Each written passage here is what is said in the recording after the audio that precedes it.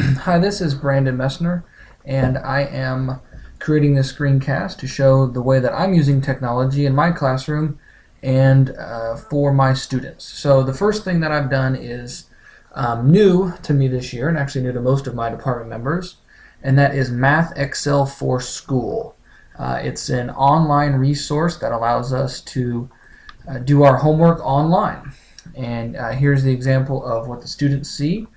And what I've done is I've created their homework entirely online. So they have access to see their entire chapter's worth of homework and work them, whether it's at school. We've done a long time.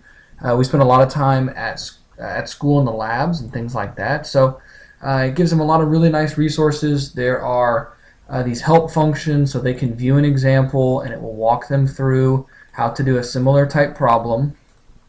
There's also an Ask My Instructor button, which will email a screenshot of the problem that the student is working on and send that to me. So that's the first thing that we've done. It's been really, really helpful. Really enjoyed it. The kids have really taken to it, and a lot of them really like it. There's also an app for it. It is called Puffin Academy. It's brand new. It's a free app, and they can use it for actually a bunch of different educational websites. So that's the first thing that I've done. The next thing is just our very own Parkview website. So what we've done is, and again this is new this year, is we have department websites. So you can click on all the different teachers in our department. So if you click on my name, I can set up and they can click and see news, and I can put my calendar on there, and hopefully one day I will have a blog and things like that that I can link straight from my website at school. So hopefully that makes it a little easier for the students. So as far as mobile apps that I've used, my favorite one is Twitter. I use Twitter all the time and have for a year or two, but I'm really starting to use it for more educational purposes now.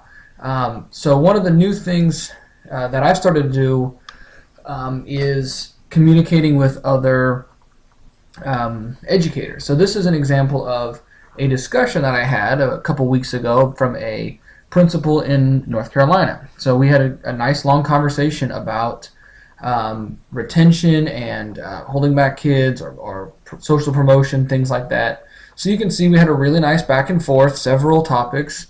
It was really cool. I got to see kind of his point of view, and it was very positive, and it wasn't, sometimes the internet can be very negative and a lot of kind of yelling and screaming and things like that. It didn't get that at all. It's very professional.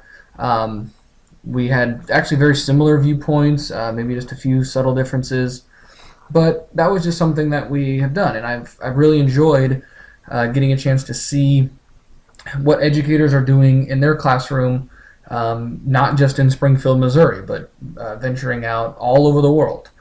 So it's a really neat idea. I was not really excited about following all these people initially. I thought maybe they would bog down my timeline with things that wasn't interesting to me, but the opposite was true. I actually found it very informative and very interesting, and so I got a lot out of it. So those are just a few small examples of things I'm doing in my class.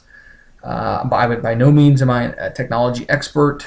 I don't claim to be, but I'm slowly trying to get in more and more of these things and hopefully integrate them in my classroom. I think my students will really like them, and I've definitely learned a lot. So thank you for your time.